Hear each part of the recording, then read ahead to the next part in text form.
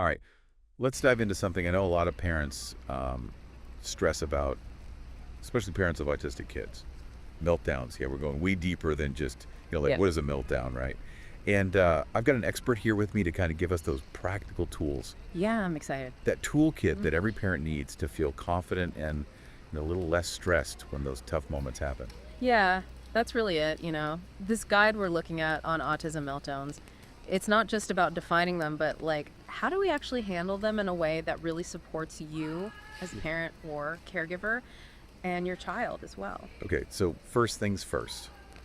This guy makes a big point about separating meltdowns from tantrums. Mm-hmm. And I think that's a huge part of the stress, right? Like not even knowing what we're looking at Yeah. when it's happening. You're right. I mean, meltdowns, they're not about, it's not like a kid trying to manipulate you or get their way. Right. It's not like a naughtiness thing. They're really a neurological response to feeling overwhelmed. Like if you can imagine being stuck in a room, like blindingly bright, loud noises just blaring all around you and people just jostling you around. That's kind of that sensory overload feeling that leads to a meltdown. Wow, that's a powerful image. Yeah. It really makes you think about, all this stuff Yeah. that we might be misinterpreting. Absolutely. It's about understanding. It's a response to, real distress. Yeah. Not just defiance or, just trying to be difficult. Okay, so this guy talks about 5 big triggers for meltdowns. I want to make sure we hit all of them. Sensory overload, we just touched on. What are some everyday examples of that, things parents will actually see? So think about things like, those fluorescent lights, right? Right, like the buzzing. Or crowded spaces, like a shopping mall. Even sometimes unexpected touch. All of those things, for a child with sensory sensitivities, they can be really overwhelming, right? Because it's like their senses are almost amplified. And what might be background noise to us is just this cacophony to them. Yeah, it makes you realize how much we kind of take for granted, right? Just being able to tune stuff out. Absolutely. It must be exhausting to have all of that coming at you all the time. Absolutely. And it just leads to this buildup of anxiety and stress, which then, can lead to that meltdown. Now, the guide also talks about communication challenges as a trigger. And that's something, at Be Change we address all the time in therapy. How does that tie into meltdown specifically? So imagine they're thirsty, right? You're so thirsty, but you can't find the words to ask for a drink. You try to point, you try to gesture. Nobody understands. Now think about how frustrating that would be. Right. And you might end up, lashing out, bursting into tears. It's that same type of feeling for a child with autism who's struggling to communicate their needs. Especially for kids who don't have a lot of verbal skills yet, that bottled up frustration. Absolutely. That's almost like a recipe for a meltdown, isn't it? Exactly. It's like a pressure cooker. And sometimes the meltdown is the only way to release that pressure. All right, so we've got sensory overload, communication challenges. What about changes in routine? This guide's big on predictability. I know in our therapy programs we're always talking about that. Absolutely. Routine provides that sense of comfort, that sense of control. Imagine if you woke up and your whole schedule was flipped upside down. You probably feel anxious and disoriented. Same for a lot of autistic children. Even small changes like a different breakfast, a canceled play date can really throw them off. So it's not, like they're being difficult or rigid. They need that to feel, I guess, Yes, safe absolutely. and secure. Yeah, absolutely. It's not stubbornness. It's really about maintaining that sense of order in a world that can feel very chaotic to them. We've got 2 more triggers to hit here. Emotional overwhelm. What does that actually look like in the context of autism? So think of it this way. Imagine feeling every single emotion at once, but you don't have the tools to understand them or manage them. It's like an emotional traffic jam, and there's no way to navigate. Right. So for individuals with autism, that emotional regulation can be so challenging. So it's not just feeling sad or angry. It's not being able to process it Exactly. in a healthy way. Exactly. And that's what can often escalate into a meltdown. And the last trigger on the list here is physical discomfort. What are some things parents might miss? Things that aren't obvious. Sometimes it could be something as simple as a tag in their shirt that's itchy, or feeling too hot or too cold. For children who can't always communicate those needs, it can be difficult, and then it just builds up, and then it triggers the meltdown. Right, so it's like we have to become detectives almost, Yes. looking for those hidden things. Exactly. What looks like a behavioral issue is simply a child trying to communicate an unmet need. And as parents, it's our job to try to figure out what that is. Okay, so we've covered a lot of ground. I want to make sure, though, before we move on, this guide is really clear about this. Meltdowns are not a sign of bad parenting, Right. right? It's not about Yes. you blaming yourself Right. or blaming your child, It's about understanding and finding ways to support, both of you. Absolutely. I couldn't agree more. Meltdowns are challenging, but they're manageable.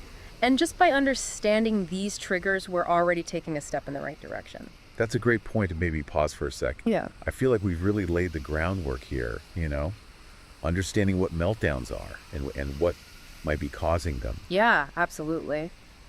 But when we come back, I want to jump into those early warning signs. Yes. Because I think that's where parents can really start to feel empowered. Like, okay, I can see this coming, I can do something. Absolutely. It's all about, spotting those storm clouds before the meltdown hits so we can really get ahead of it. I like that. All right, so we'll be right back after a quick break. So we just talked about those common triggers for meltdowns, but now I really want to get into recognizing those early warning signs because trust me, meltdowns, they rarely just appear out of thin air. Right. Almost always there are these little cues Yeah. that things are starting to escalate. And this is where, we can start to feel empowered as parents, right? Yeah. If we can spot the storm clouds, before the downpour, Absolutely. then we have a chance to, maybe Yeah. prevent it. You got it. It's like being a detective, right? The more we understand our child's cues, Yeah. the better equipped we are to really support them. So what are we looking for? What are some of the actual signs? So one of the first things you might notice is an increase in their anxiety Okay. or restlessness. So, fidgeting, pacing, even just their facial expression might change. Okay. Looking a little more tense, worried than usual. So not just looking for sadness or anger, but even just that Exactly. baseline anxiety level. Exactly. And then look for what we call sensory avoidance behaviors. Okay. So, for example, they might start covering their ears, closing their eyes really tight, or even trying to physically move away Right. from certain lights or sounds. Almost like they're trying to protect themselves from Exactly. And then you have repetitive behaviors, which are, a lot of children with autism use those to self-soothe. Right. So things like hand flapping, rocking back and forth, even lining up toys. But if you see those behaviors increasing, Yeah. that could be a sign that, okay, their stress levels are starting to rise. So it's not just about the behaviors themselves, it's how often or how intensely they're happening. It's about knowing those patterns. And when those patterns shift, that's when, you want to take note. Got it. Another one is communication breakdown. Okay. So you might see a sudden shift to nonverbal communication. Okay. Or, an increase in echolalia where they're repeating Right. phrases or words that they've heard. It's almost like their usual ways of communicating are kind of Exactly. breaking down a little under the stress. Stress, yeah. And then lastly, I guess, looking for attempts to escape or avoid things. Yeah, absolutely. So if your child is, suddenly trying to leave a room or refuses to do an activity that they usually enjoy, that could be a sign that, okay, I'm feeling overwhelmed, I need a break. This is giving me a whole new perspective, honestly. Yeah. It's like you're giving me the decoder ring Yeah. to my kid's behavior. Yes, and remember. But you said something before, knowing your child's cues. Yes, this is key. Right. Because there's no, checklist Yep. that fits every single child. Right. So observation is really crucial here. Observation is crucial. We need to be so attuned to our child's language of distress. Yeah. I love that. Exactly what it is. The language of distress. Yes, and the more fluent we become in that language, Yeah. the better we'll be able to respond to those needs. Okay, so let's say we are seeing those early warning signs, right? What do we actually DO? How do we help in the middle of that meltdown? Okay, so first and foremost, stay calm. Okay. I know it's easier said than done Right. when your child's in distress.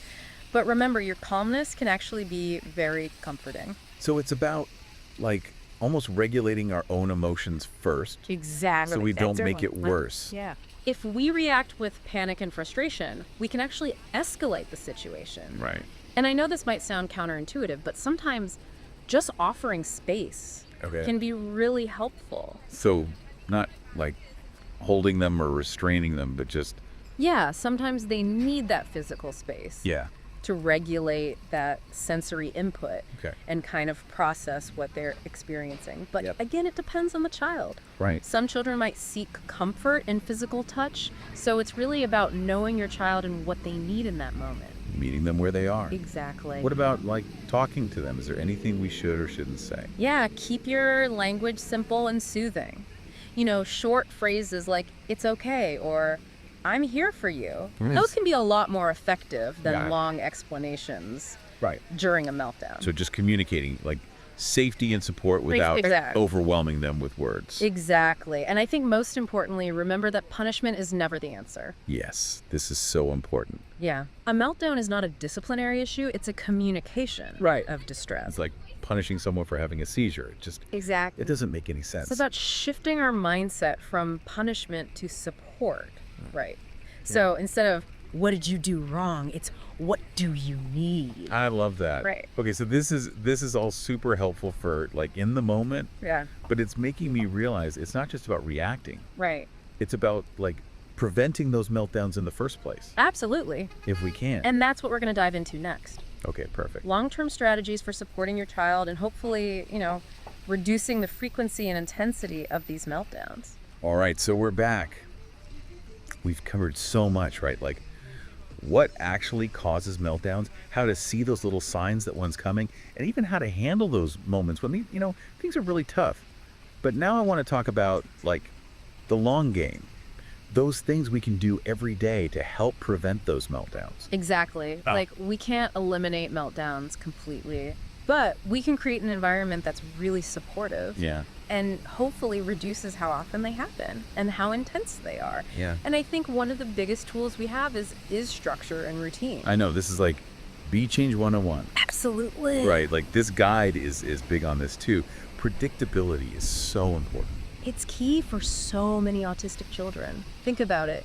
If your day was always unpredictable, Yeah. you'd be anxious too. Oh, for sure. So knowing what to expect, it helps us feel safe and secure. Yeah. It's the same for our kids, right? Yeah. So having those consistent routines, Yeah. like bedtime, meal times, even those simple daily tasks, that can make such a big difference. So like visual schedules, timers, all that good stuff. Exactly. Visual supports are amazing. It's like giving them that roadmap Well, for their day. Yeah. Take away that unknown. Exactly. And, speaking of reducing anxiety, another key strategy is communication. Okay. We talked about those communication breakdowns being a trigger, Right. but good communication skills can actually help prevent them too. Yeah. It's all connected, isn't it? It is. And this is where like therapies like ABA and speech therapy come in. Absolutely. ABA can be so helpful for teaching those communication skills. Yeah. It's about breaking down those skills into like little steps Yeah. and using positive reinforcement to help kids learn. Yeah. And speech therapy, of course, focuses on those verbal communication skills. Right. So we're giving them the tools to actually like say what they need Yes, and what they're feeling. exactly. So that frustration doesn't build up Right. and lead to a meltdown. And this guide also talks about sensory breaks, right? Yes. Like building in those throughout the day.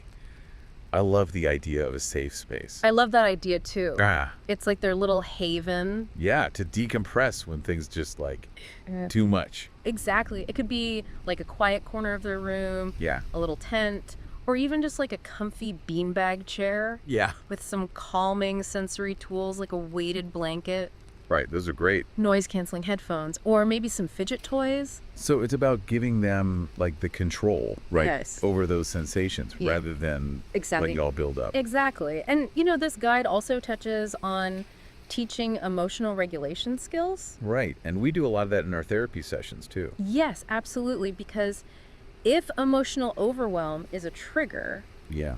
then having those skills to manage those big feelings is huge. Totally.